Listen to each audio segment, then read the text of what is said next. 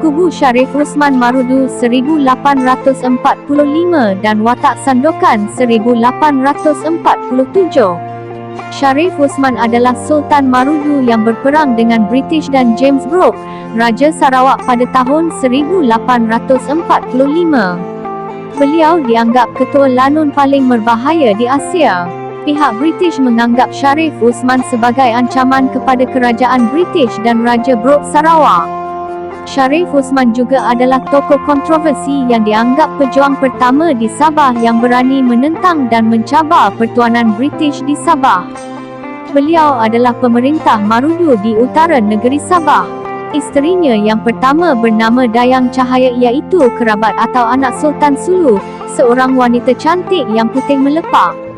Orang-orang Marudu menggambarkan Dayang Cahaya sebagai berikut: apabila dia makan nasi, nasi akan nampak lalu masuk dalam kerongkongnya.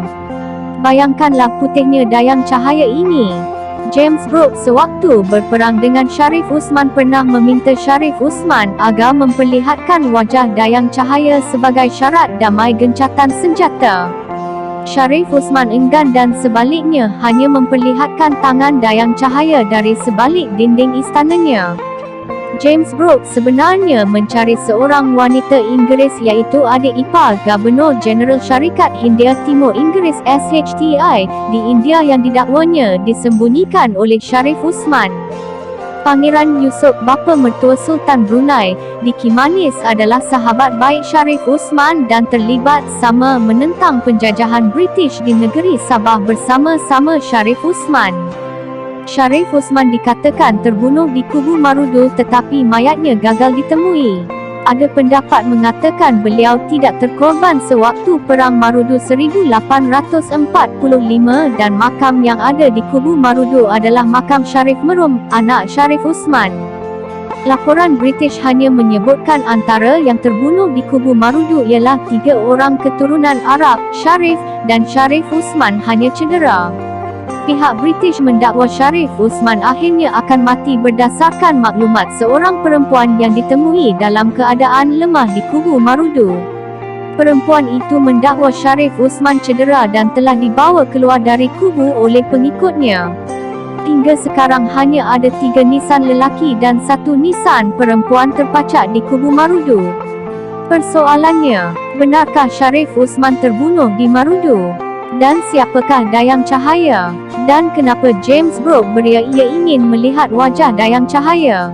Sandokan pula adalah watak utama novel Sandokan yang akhirnya difilmkan dan amat popular di Eropah khususnya di Itali, Jerman, Perancis dan negara-negara lain. Novel Sandokan ditulis oleh Salgari, seorang penulis Itali pada tahun 1883 hingga 1884.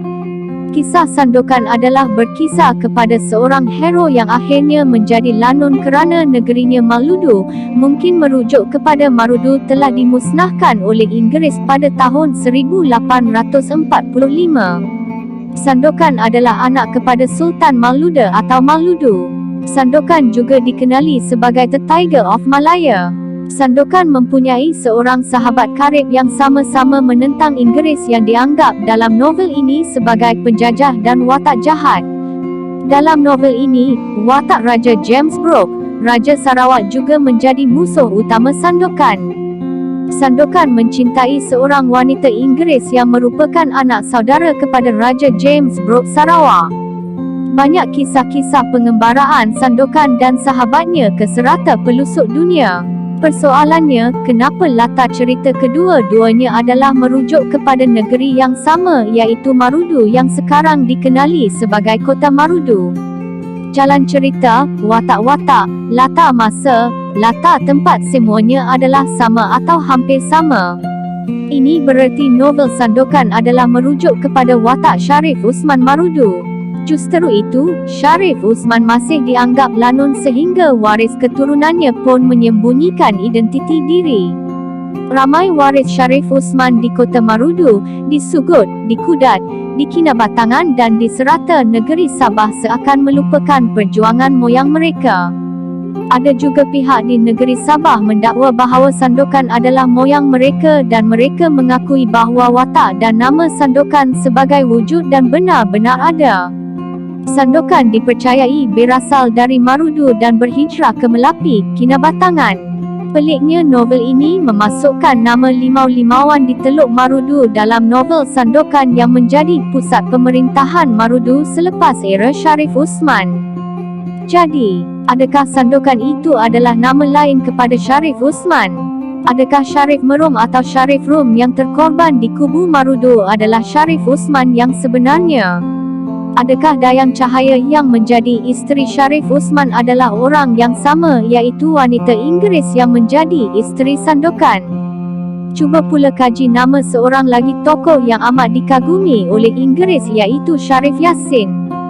Sharif Yassin berpindah ke Sugut setelah kejatuhan kerajaan Marudu dan memungut cukai di Sugut.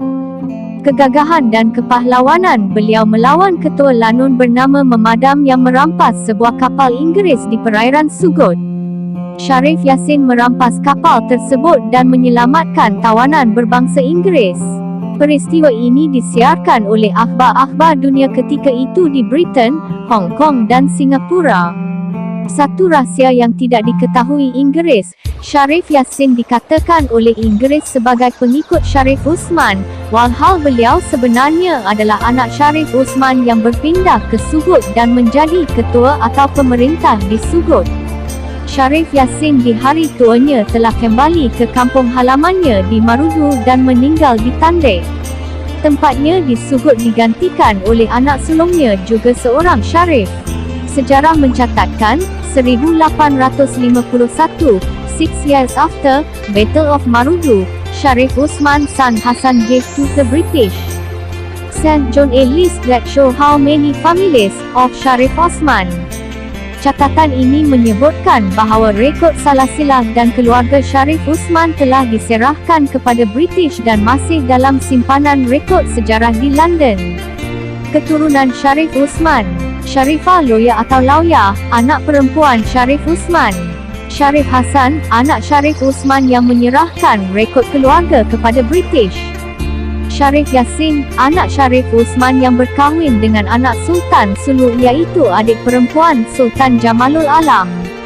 Sharif Yassin mempunyai 4 isteri. Anaknya Sharif Husin berkahwin dengan anak Sharif Datu Muhammad Israel, iaitu ketua penguasa di Sungai Sugut. Sharif Yassin telah menjadi ketua di Sugut selepas era Perang Marudu yang menggantikan bapa mertuanya. Sharif Yassin akhirnya berpindah ke Talaga di Pitas Teluk Marudu. Ketua pemerintah di Marudu diambil alih oleh Haji Abdul Rahim di Limau-Limauan Kudat.